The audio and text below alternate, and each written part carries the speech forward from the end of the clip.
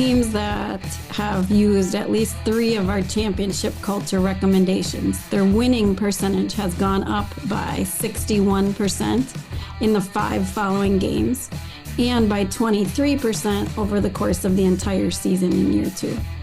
So it's just a different way, an innovative way to look at athletics. Improve your culture, winning is the byproduct. So it's taking a team with, maybe they have constructive culture or a competitive culture where they're like just competing more against each other. A lot of pro sports teams have that. And versus that championship culture where they're on a mission and relationships and results matter. Hello, everybody, and welcome to the world's favorite youth baseball podcast, Clearing the Bases, featuring Coach Jimmy, Phil, and Jerry. I'm David Friedman. I want to thank you for coming along on this ride with us. I think you could go a couple different directions with this, but I actually recommend for teams, for the coach to step back and actually observe a practice or two, right? Let the team lead it and have that planned out, right? So the team or the assistant coach or do one of each, but where the head coach actually just steps back and observes. All teams, organizations, programs, they all have a culture. And we talk about it all the time, culture this, culture that. But really, what is culture? Can we create culture? How do we create culture? There are a lot of aspects in culture that I don't feel like we talk about enough. So I reached out to Becky Beaulieu. She is the championship culture coach. And she came on and she shared with us lots of information about culture.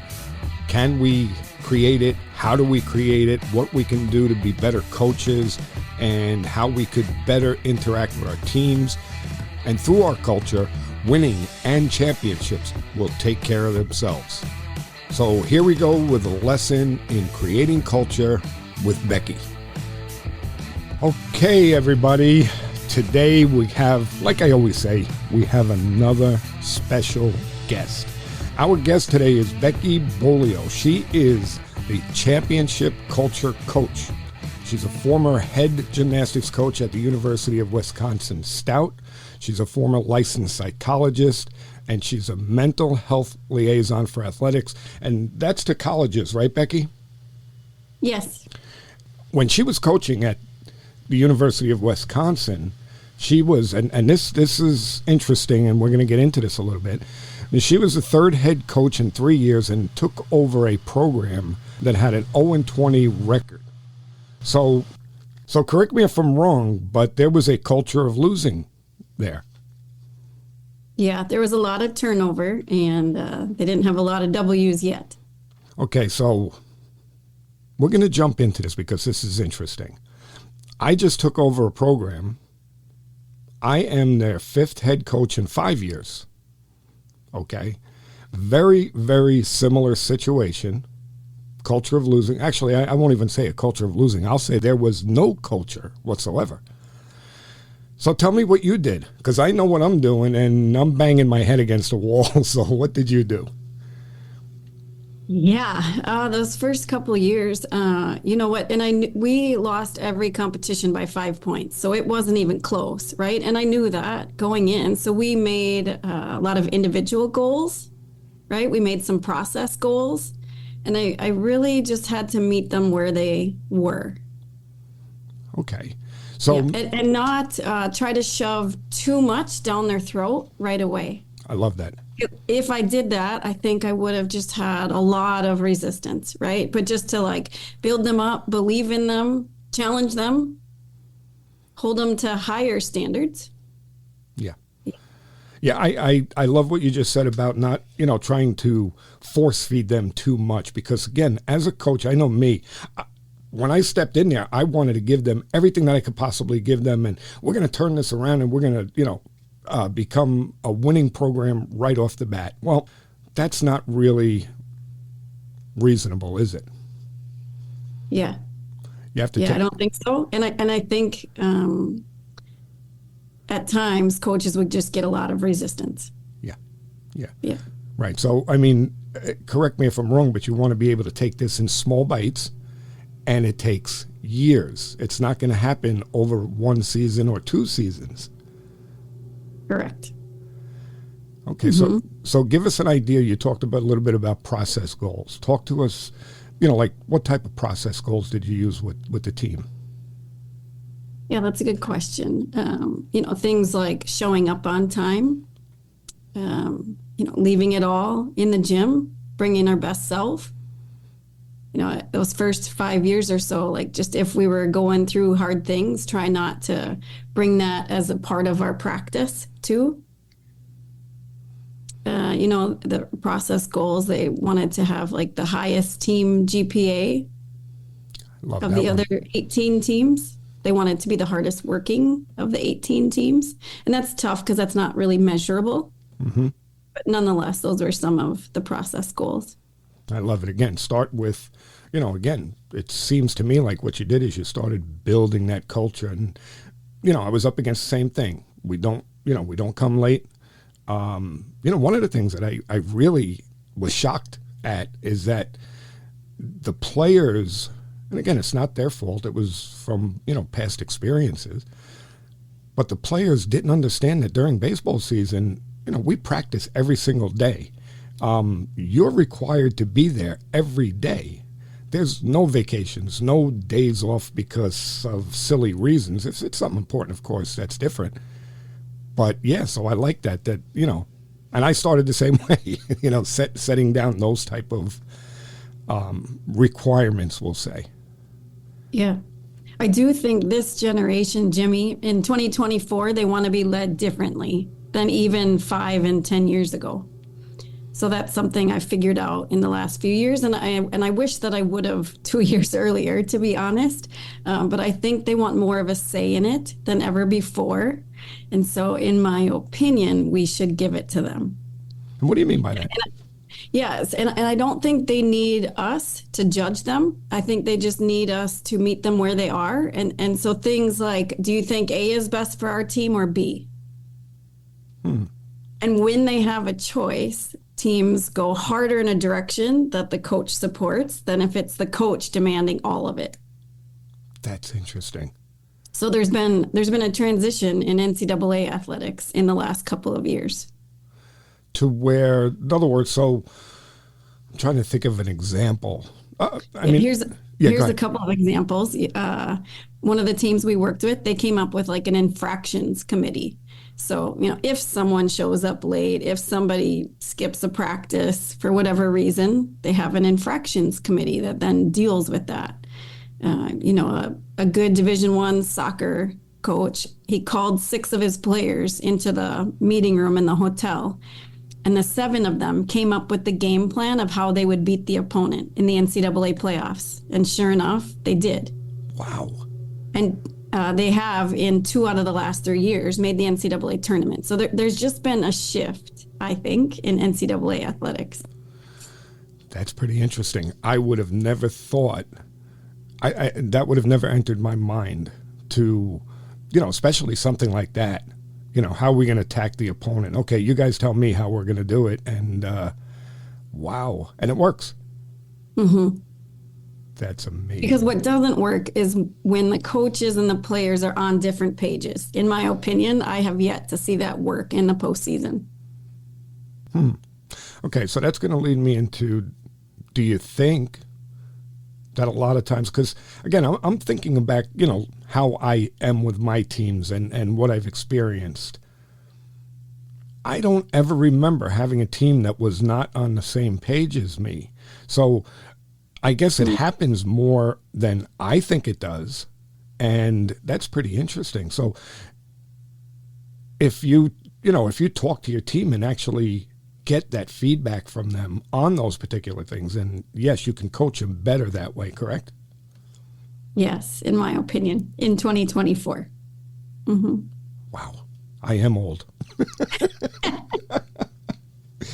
One of the things too and this is kind of on the same subject that you were just talking about, and this interests me because again, I've done something similar, and I'm not sure if I'm going to say this right, but in other words, don't have your players take control of things from the top down. Have them do them from the bottom up. So I'm probably screwing up the way I'm explaining this, but in other words, what I would do is I wouldn't want my underclassmen to carry the ball bucket, to set up the field, to put up the L screens. I want my seniors doing it. Okay, because they're setting an example, showing the younger guys how it's done. And you said something very similar to that. Explain that a little bit. Explain what? Just about like how you work with, in other words, not making like your seniors. If you're going to have leaders on your team, don't do it with your seniors. Do it with either everybody across the board or, underclassmen. Yeah. Again, and I think there's been a shift in the last couple of years, and I work mostly with NCAA athletics. I do work with a really good club baseball program, Blizzard, out of Minnesota, and I've gotten to work with the St. Paul Saints, which is the AAA team in the Minnesota Twins organization. Mm-hmm. But yeah, I think there's been a big shift in leadership, getting away from like the traditional captains, senior-led, top-down, in my opinion, that at times can create division amongst the classes. And you're right. One of the teams we worked with, Jimmy, the senior was in charge of letting the freshman know to carry the ball bucket, to bring the L screen, right? But it was the freshman that was doing it. And again, that created like division amongst the classes versus we're all leaders. You're all leading at least one. Yeah. So more of, letting natural leaders emerge, no set designated leaders, or, culture captains, a leadership team where there's like one from each class kind of a thing seems to really be working. Okay. So that's another thing too. You mentioned a couple of times, you mentioned the word captains, and I don't have captains on my teams. So talk about that a little bit, captains, and how we can use them, or are they a good thing, a bad thing? Yeah, and I think it really depends on the team, right? So if it's working for you, keep doing it. If it's not, then there are other forms of a leadership structure within a team. Okay, like you had just mentioned, having culture leaders kind of by grade, okay?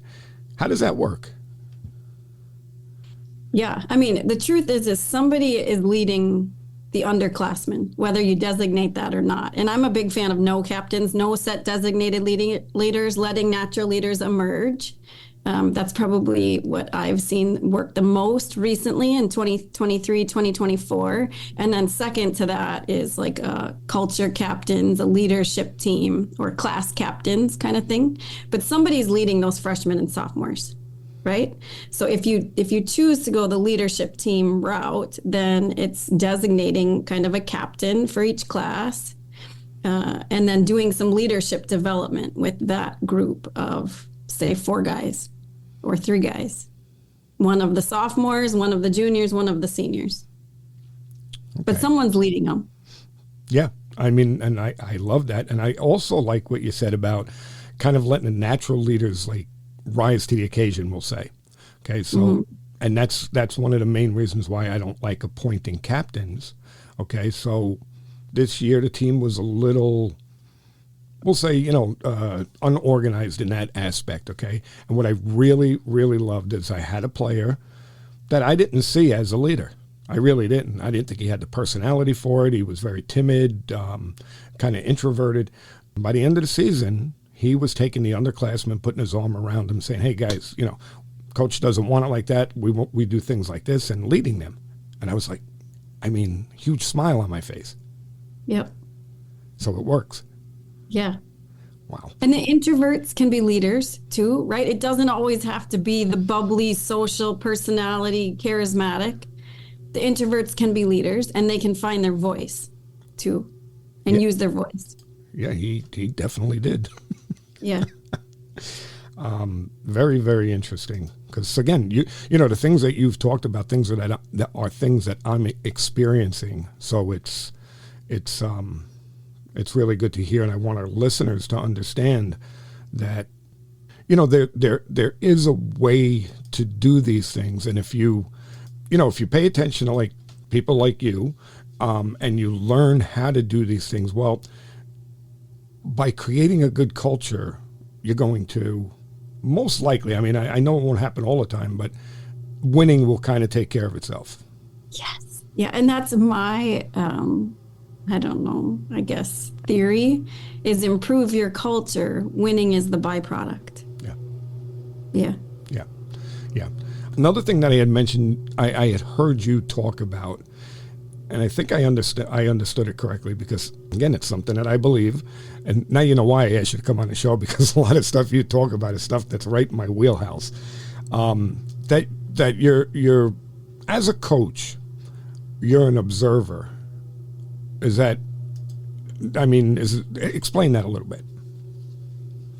Yeah. I mean, I think you could go a couple different directions with this, but I actually recommend for teams, for the coach to step back and actually observe a practice or two, right? Let the team lead it and have that planned out, right? So the team or the assistant coach or do one of each, but where the head coach actually just steps back and observes, right? Because you can see a lot. And when you're in it, it's different.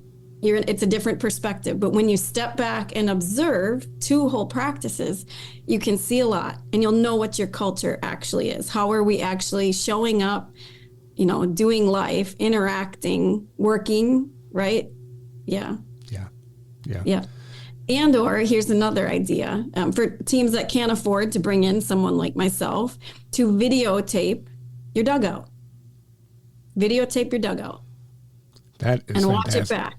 And if you want to know what your culture is, watch the videotape of your dugout. That is fantastic. You just made me pause there for a minute because I'm thinking back to my dugout, and yeah, that's my culture. The way they are in the dugout is the way, is it exactly what I want? No, but it's getting there.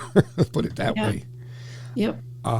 And that's another phrase, and that's again why I brought it up. Is I tell my players this all the time when it comes to talking about playing time and that type of thing. I tell them, I say, I don't decide who plays at all. I said, you guys do. I said, I'm just an observer. Is all I do is watch what you teach you, and then watch what you do with it. Okay, and then if you're doing the right thing with it, great. But, if we're going to teach you something, whatever, how to turn a double play. No, that's a bad example. How to field a ground ball. And I see that you're not getting better at it because I know you're not working on it away from the practice. But yet the other guy I see is getting really good with it. And I could see he's working away. Well, I just observed the fact that he's going to get the spot because he worked. Right. And do they believe that? They do. Oh, yeah, they do because... That's great. Yeah, because, if anything, I can say this, and again, it's another thing that I want to get into you, just so kind of let us into it, so let's go there.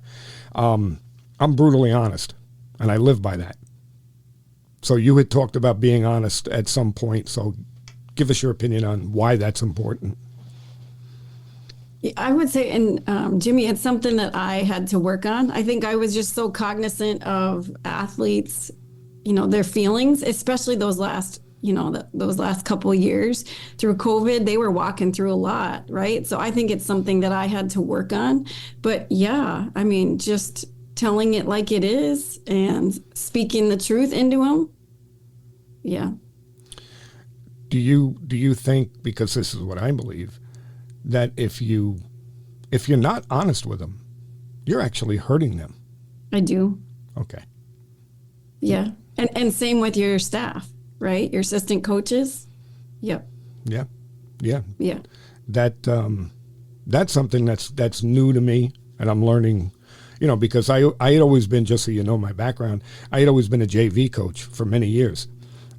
This last year, a varsity position opened up, and I was hired. So now I'm the varsity coach. So now I have many coaches underneath me, and yeah, it's something that I need to learn. But I feel that I'll give you an example. One of my assistant coaches was being very sarcastic with the players, and I went over to him and I just said to him, I said, "Listen," I said, "that's not something that's going to benefit the players," and And I took him through it. And I said, I'm being brutally honest with you.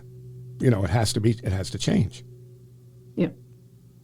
Yeah, and even in my current role now, I really get to serve the coaches and work with the coaches. But there's been a couple of examples of collegiate coaches where I felt like it was on my heart that I needed to speak up to them, right? And I would say, I'm nervous to tell you this, and it's on my heart. And then I would continue with whatever it was that I needed to share with them. But yeah, they don't necessarily hire me to be a yes woman all the time. Right? It's to shine the microscope on these team strengths and their blind spots or these opportunities for growth. How do they react to you when you say it that way? You know what? Really well. Good. Yeah. It's been a few times, a handful, and it's gone really well. Yeah. Because I think they can feel that it comes from a good place in my heart, and I'm just really trying to help them. Yeah. Yeah. I mean, and if you're any kind of good coach, you want to get better at your craft anyway.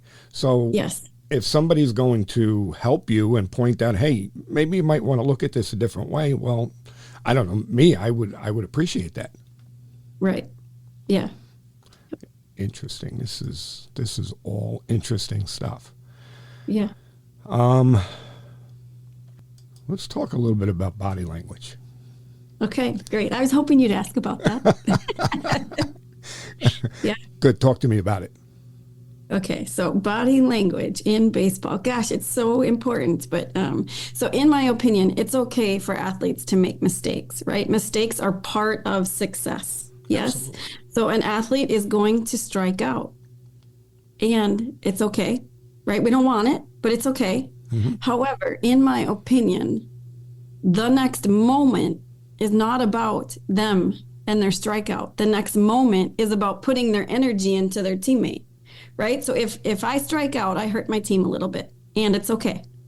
Right? But if I go back to the dugout and I've got my shoulders slumped and I'm shaking my head and then I chuck my bat at the end of the dugout, not only did I hurt my team with my strikeout, now I'm continuing to hurt my team the next several minutes. Right? And it happens even at the highest levels. I can tell you, a very high level professional baseball team that I got to work with. Where 5 innings in a row, one of their priority players just stood at the end of the dugout on his own, like completely off on his own. And then the next inning, he's off at this end of the dugout, just kind of keeping to himself, and then rests his head along the fence, right? But like, in my opinion, that athlete will, his own performance and stats will skyrocket when he's as invested in his teammates' performance as his own. Without a doubt. And it's the reason why I brought it up, because I'm a big body language guy. I mean, I would say, 75% of the time when I go to make a mound visit, the first thing I'll say is, your body language is horrible. That's why I'm out here. Okay? Mm-hmm. You got your head down, this and that. You're out here to compete. Okay? Stop acting like a 4-year-old and let's go to work. Mm-hmm. And you know what? Usually it works. Usually works. But yeah, body language is very, very important in my eyes. Yeah. Yeah. It's hard though to take a player who has bad body language and kind of get it out of his system. It's kind of hard to do. Yeah. Yeah. I mean, I think that there's a lot to be taught there, right? Like, we shouldn't just expect them to know it. Yeah. But they're worthy of greatness, and they're worthy of learning that and walking through that. And how do I keep my emotions in line with my goals? And just to turn the page quickly, stay in the present moment. Right. Stay in the present moment. Another thing that we talk about all the time. So a player strikes out, makes an error or something like that. Do you think that he has we'll say a finite time or a finite length of time that he could, pout or it's just none at all? I mean, I think it's like within a second or two. No. Like, there's times to reflect on those mistakes, and that's, on the car ride home or when you put your head on your pillow at night. But no, you're still in the game. There's still a couple innings left, right? Yep. Yeah. Yep. So it's within a second or two that they're taking a deep breath, breathe in confidence, breathe out stress and nerves, look at the left field foul pole, let it go. I've heard that saying. Yeah. and then to put my energy into my teammate because now they're batting. And the reason why I ask that is because I give them one pitch. Say, okay, I understand you're upset. It's natural. I know, it's going to happen. I give you one pitch to get it out of your system and go. And the other thing that I learned was to do a failure protocol. It's mostly for fielders. Yes, a failure recovery plan. Yes. Yeah. Yeah. And they practice that in practice. What's my failure recovery plan? And it doesn't mean I'm a failure. It means life isn't a success-only journey, and how can I turn the page quickly? So it's a deep breath. Left field, foul pole, let it go, and the next play. Yeah, I would challenge you on that one pitch, because what if that's the shortstop and that the next pitch, it's hit to him? Well, he's still sulking. So I personally don't think they have a pitch. Yep. Yeah, no, I mean, believe me, when you said no time, that's why I asked the question. They don't have any time anymore. Yeah. I mean, it's like a second or two, right? It's a breath or two. And just because they're worthy of greatness, they're worthy of it. Yeah. Yeah. Yeah. I love that. Like you said, I mean, we have our certain thing, deep breath. And the way I do it is kind of like from my playing days. So, I want them to take a deep breath, and then I want them to tell everybody, runner on second, plays to third, 2 outs, I'm back. Boom, we go. Okay. Mm-hmm. And that's what I want my players to do. So, yeah, to your point, though, when you strike out, I used to give them a pitch or two. Not anymore. That's it. It's over. Mm-hmm. Let's go. Love it. I do have something to add that's kind of similar to this, Jimmy. And I've seen it recently, but just like how to be a good teammate on a championship baseball team. So if your teammate makes an error in the field, right? And they bobble the ball, and then they slap their glove on the ground, right? Or they strike out and they throw their bat at the end of the dugout and they're just mad, right? Or they're just sitting like this at the end of a dugout. I've seen teams where 1 to 2 players go over to that teammate and they say, it's okay. But in my opinion, that's not how you be a good teammate, right? Because there's 7 players, 9 players, 10, 12 players standing in the opening of the dugout, watching and cheering on their teammates at bat. If 2 of them go over and say like, hey, it's okay, they're now giving their attention and energy to the negative, bad behavior instead of giving it to their team who's out on the field, right? So to be a good teammate in that moment, in my opinion, a player walks over and says, hey, you're better than that. We need you here. And they walk away. They don't continue to give their time and attention to bad body language. Wow. Yep. That's awesome. I love it because it happens. Yeah. Guys go over and they'll say to somebody, it's okay. Don't worry. But I love that. It's not okay. Yeah. We need you. Yeah. We're better than that. We need you here. I love it. Yep. I love it. That's stolen. And I think coaches can role model this, as cheesy as that sounds. But coaches can role model this, a head coach, assistant coach, teach them, show them by acting it out. What do you do as a good teammate? So wait a minute, let me make sure I understand. So as a coach, assistant coach, kid comes over, he goes on a corner of the dugout, everybody else is cheering. The coach goes over and says, hey, come on, let's go. We need you up here. Is that what you mean? Role model. Okay, well, yes, it's good if the coach does it, right? But in my opinion, average teams, the coach is leading all the standards and holding all the standards. And on championship teams, the athletes and players are doing it. But I guess what I mean is at a practice, coaches can role play this out, act it out. I got you. Yep. I got you. Okay, beautiful. Again. So that they understand, it's not necessarily being a good teammate to walk over 2 guys and say, hey, it's okay. You're okay. Yeah. Yeah, I mean, I can tell you I had a situation this year, and I don't know if I handled it correctly, but we're going to find out in next spring. Player, sophomore on varsity, which I don't like taking sophomores up onto varsity, but in the school that I'm in now, the number of players is not a lot, so I really don't have a choice. I have to. So his body language was bad. He was pouting. He was pitching in a game, didn't do well. I went out to the mound to take him out. The pitcher that was coming into the game, said to him something like, it's okay, don't worry about it. We got you. We'll pick you up. And kind of put his hand out to get a fist bump or slap hands or whatever. And the pitcher walked right past him, didn't even look at him, didn't say a word, and went right in the dugout and sat in the corner. Game ended. I called him over, and I said to him, listen, I said, tomorrow you're going to report to Coach so-and-so. Down on JV, you're going back to JV. Okay? He's like, well, why, Coach? Because I didn't pitch well? So I said, no. It has nothing to do with the way you pitched. I don't care if you gave up 27 runs. Doesn't matter. Okay? It's the way you treated your teammate. Go down there, learn how to treat your teammate, and then we'll bring you back. Yes. Yes. Yeah. And that's out of love, Jimmy. In my opinion, that player is worthy of being held to high standards. And by doing that, you taught it, right? Versus just like empty words. Right. Yeah. He's worthy of being held to high standards. Right. And that kind of snubbing of a teammate, I mean, that action can be a cancer on a team. Oof, yeah. And it can spread, right? Sure. Absolutely. Yeah. And it doesn't mean that player he's learning. We're all learning, right? But you held him to a higher standard, and he's worthy of that. And it's out of love. Yeah. Yeah. Yeah. Yeah. And that's another key word that I love that you're using is the word love with your players. Yeah.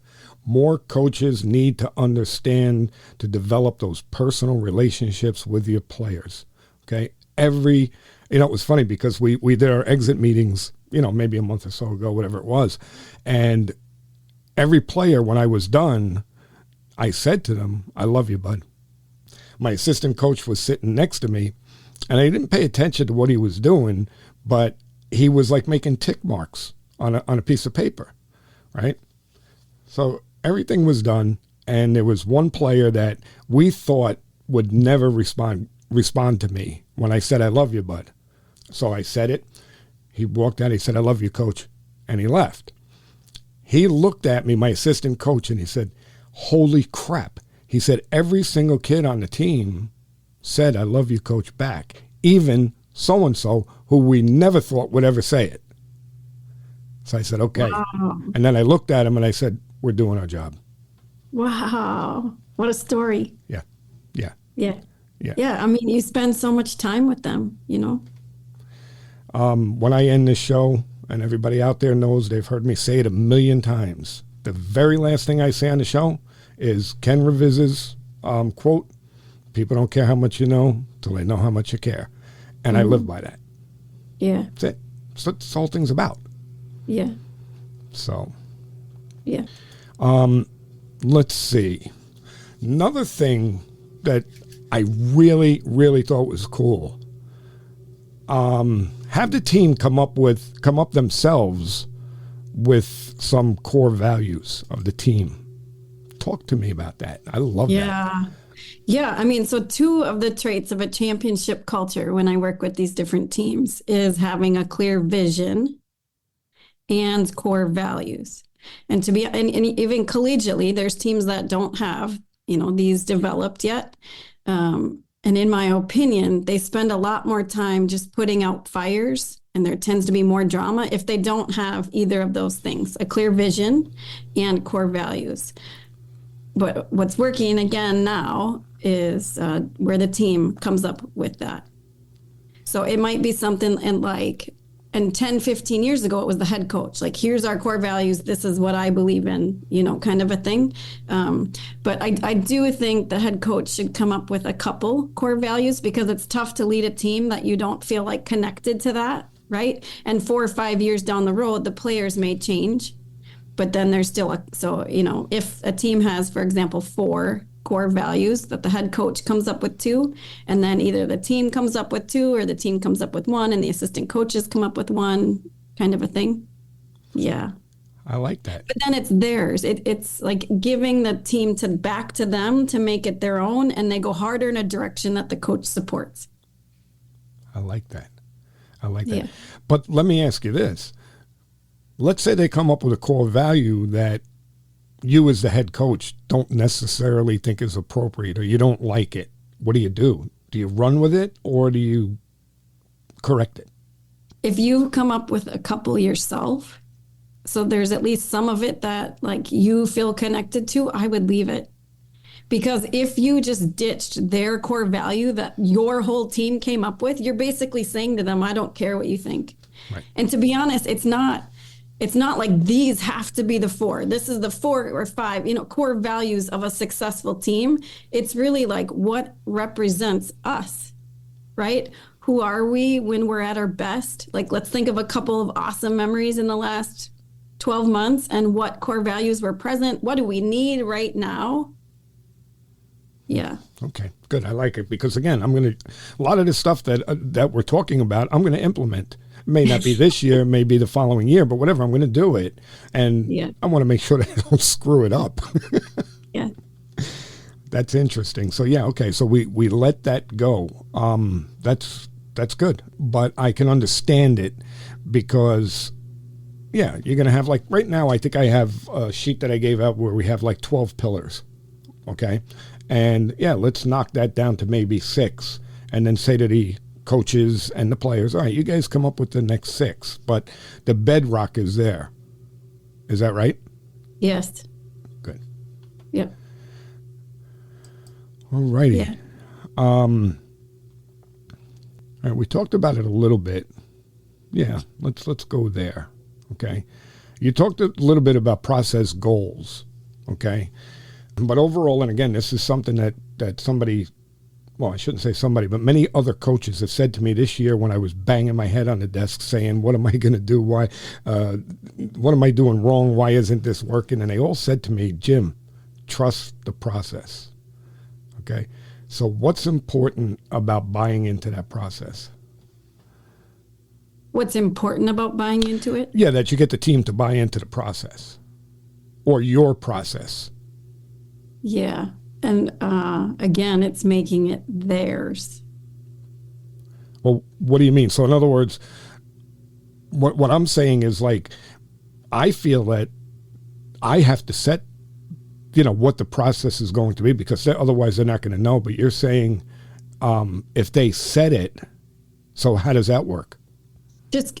And I would say anytime I felt resistance or some of these teams that I work with, as a coach, is to take a step back, ask more questions, listen, and involve them in the process. And when coaches involve them in the process, that's what's working right now. Okay. So what I'm getting is, and everybody out there, I hope you're getting the same thing.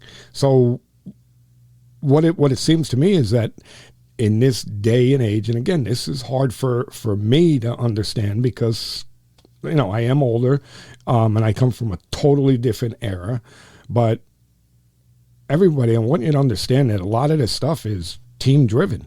You want the team to drive, and you're there to guide them as the coach. Is that right? Yes. Yes. Wow. And still hold high standards. It doesn't mean, hold very high standards because they're worthy of it. Right? Yeah. Yeah. But in my opinion, there aren't very many championship teams out there where it is the coach driving all of it. Yeah. Poor teams, no one's leading. Average teams, the coaches are leading. And these championship teams, it's the entire group. The players and the coaches are all leading and holding each other to that. I love it. I love it. Yeah. So it's things like, guy hits a ground ball and he jogs to first base. Knock it off, sprint it out. We're going to do sprints to start the next practice, right? And when a player does that, that's what really changes a culture. That is powerful. And I could say I haven't experienced that yet, but that will be something to drive towards. I'll say that. Mm-hmm. That's fantastic. And here's an idea is a couple of the teams we've been working with lately is to do 2 player-led practices to encourage them holding their own standards, right? And are you okay with a teammate, hitting a ground ball and jogging to first base? And if you're not, what do you do about it? But where the players, you ask a couple of the leaders to lead 2 practices. And it's a silent and supportive practice, and the head coach and the assistant coach are on the sidelines. They're there to answer questions and support them. But it's a player-led practice to help their voices come out. I like that. Yeah, and help them come up with a plan. What do you do when a teammate bobbles a ground ball and slaps his glove on the ground? What do you do? Yeah, I mean, I would love to see how they did it. You know what I mean? Yeah. I would really love to do it. Again, it's something that never crossed my mind to let them do it. And again, you know, it's not something that I could say that I'll probably do this coming season, because I feel like there's still a lot of other things that have to be done there just to, you know, really, we just got off the ground this year. But I could see myself year 3, year 4, when I do have that core of players that have been there for 2-3 years, now say, hey guys, you know what? Run a practice. Let's see what you got. I would love that. And let them know ahead of time. So they too, like, you want them to be successful. Yeah. You know, let them know who's running it, what day, so they can come in with a plan. Oh, yeah. Yeah. And maybe you'll dabble with 1 or 2 of these things this year, Jimmy. You know what? I just might, but, you know, I'm giving myself, you know, that cushion, you know, but, yeah, I definitely will try some of it, but I don't know if I'll be able to do all of it. But no matter what, the outline that I have here that I did for you is going to go right into my my playbook. It's going to stay there because it's like, okay, I'm going to do that. I'm going to do that. This is great. Yeah. Something that you had talked about with your players, again, something that I thought was very interesting, is not competing for yourself, but competing for someone else. Explain that. Yeah. So if you think your team is playing flat or tight, right? Like it's a big game, they're playing tight, nervous to make a mistake, or they're playing individual. My at bat plus your at bat plus your at bat equals our team's output. That you could do a game where before the game, you're all in the huddle, you're putting your hands in, but where they all share, like, okay, today I'm playing for so-and-so. Tyler. Today I'm playing for Joe. Today I'm playing for Jimmy. Wow. Yeah. And have them share that. And yeah, I think like that's where those special teams where the output of athlete 1 plus the output of athlete 2 is somehow greater than 3. That is fantastic. Again, it's something that I will try and implement because it's hard to make them understand the concept of, runner on second base, less than 2 outs. Okay. Your job as a hitter, okay, is to move that runner over.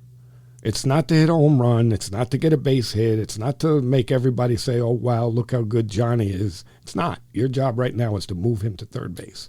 Okay. So if he's playing for that guy, it's much more powerful. Mm-hmm. I love it. And all of their, like, this is what this generation wants to know, all of their own individual stats will go up. Right. Because there's that collective team synergy. Right. And it takes the individual pressure off of their shoulders. Right. Yeah. They're lost in the moment with their buddies. Yeah. Yeah. Yep. And there's another thing you just did. This is great because you keep leading me into stuff. This is awesome. Okay. So you said synergy. Explain that. I think synergy is like that collective chemistry again, where, some teams, my batting percentage plus your batting percentage plus my teammates' batting percentage is the score at the end of the day, right? How many runs did we give up? But there are these special teams where somehow the output of each athlete defies the math. Yeah. And you can see it in the dugout, right? It's win the dugout, win the dugout, win the dugout, win the game, in my opinion. So what do you mean by win the dugout? Meaning what? Have more energy in the dugout. In my opinion, guys shouldn't be sitting down on their phones, just checked out. It's, yeah. I mean, I went back and watched, and this is literally what I do, Jimmy. So it's, when I used to work as a licensed school psychologist, I would go in the classroom and every 30 seconds, jot down whether a student was on task or off task and what they're doing. And now what I do, it's like that, but of teams, right? So I sit and stare at the dugout for 7 straight hours. Yeah, and I'm documenting everything, right? But it was the 2021 national championship game. LSU is in it, but watch their dugout, right? Like quiet dugouts don't win championships very often. So have a lot of energy in the dugout, right?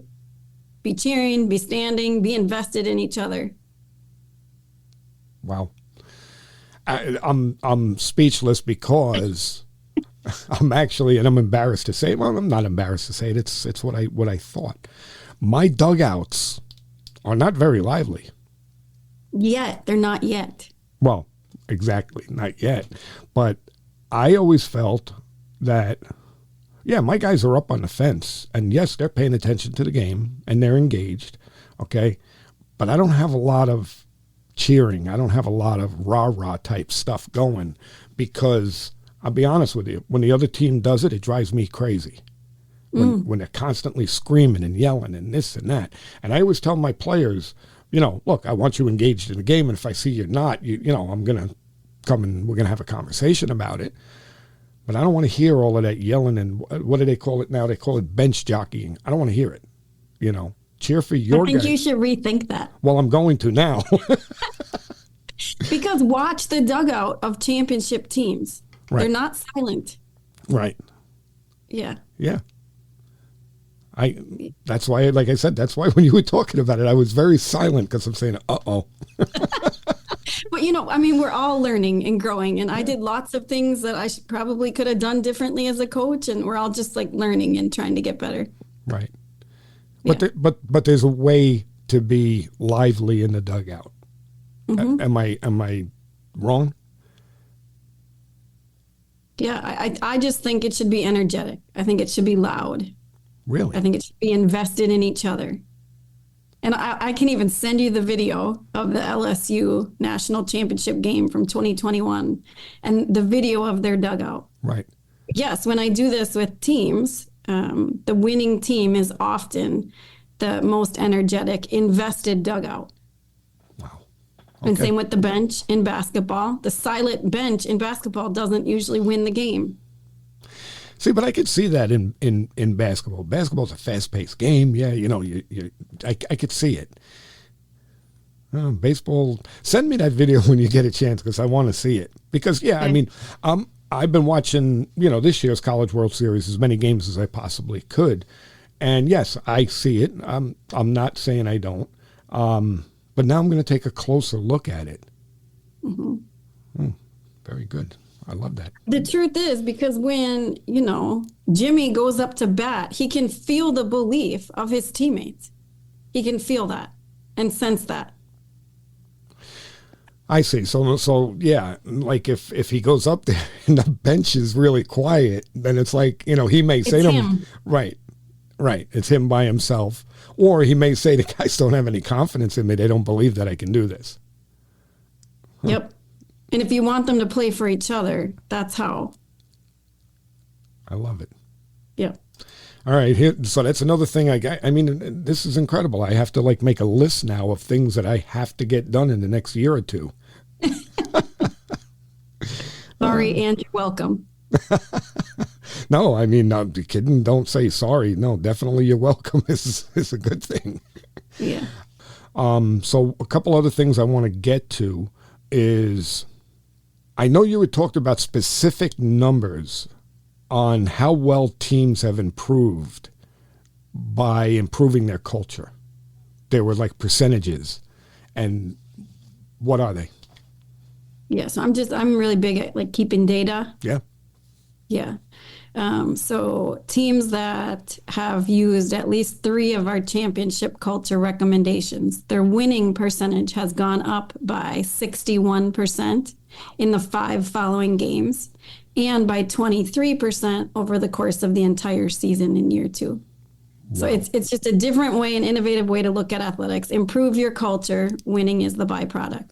So it's taking a team with, maybe they have constructive culture or a competitive culture where they're just competing more against each other. A lot of pro sports teams have that. And versus that championship culture where they're on a mission and relationships and results matter.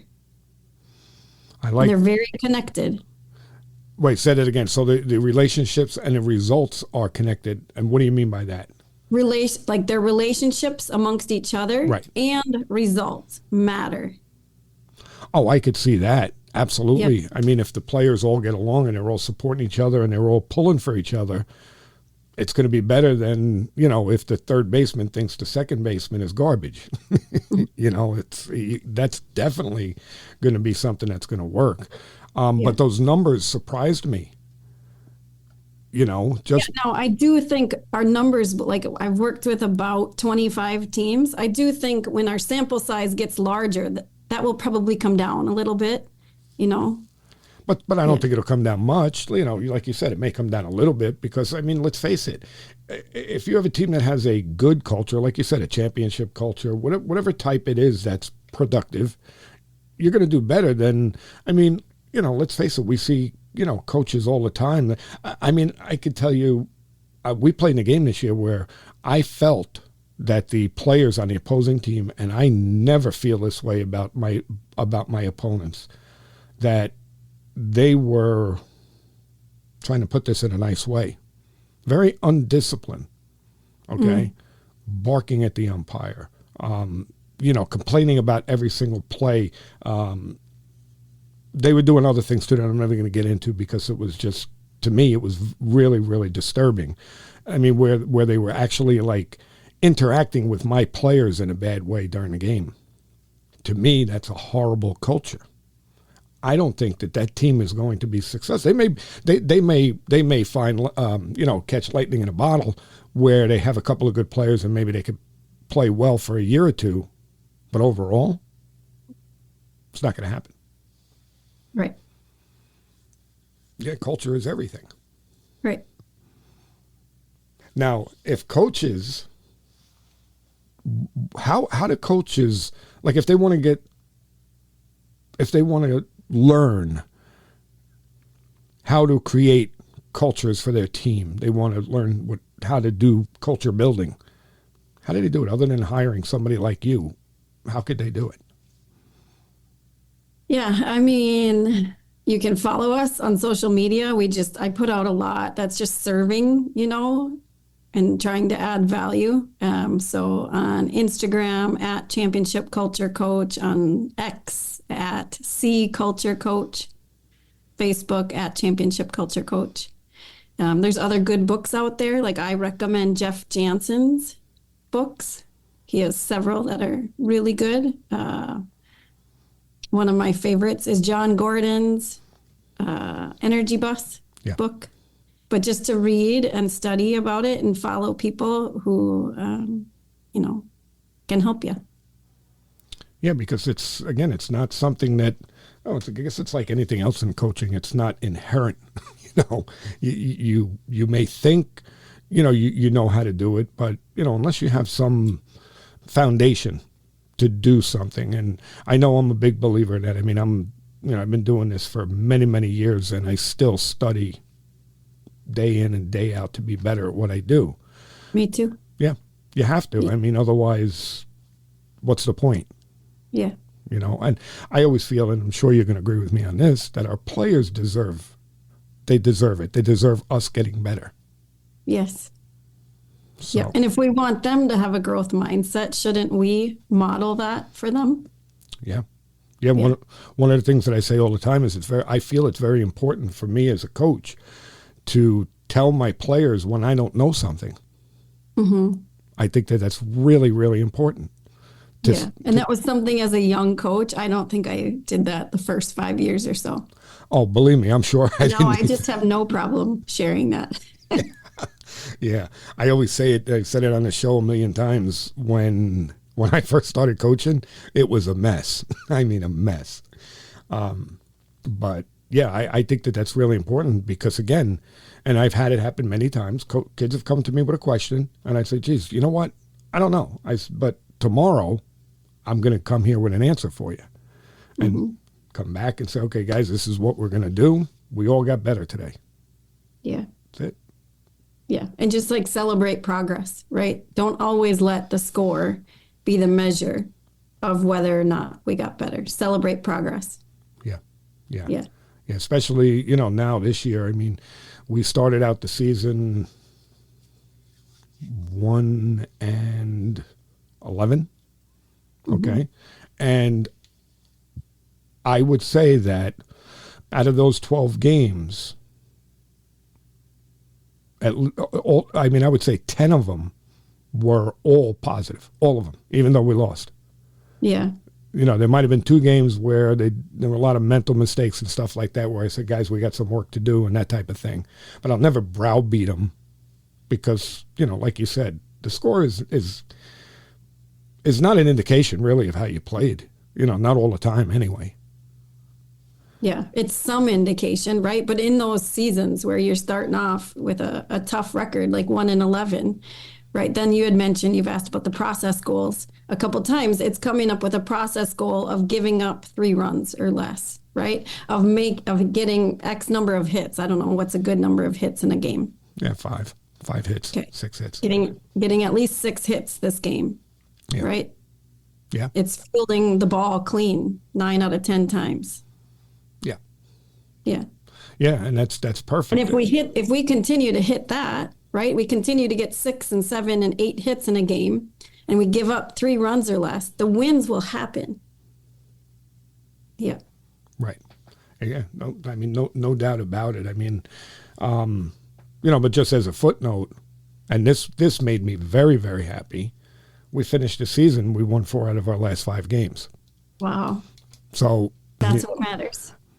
And I sat the boys down and I told them, I said, guys, look, our record is not very good this year. We're 5-12, whatever we are.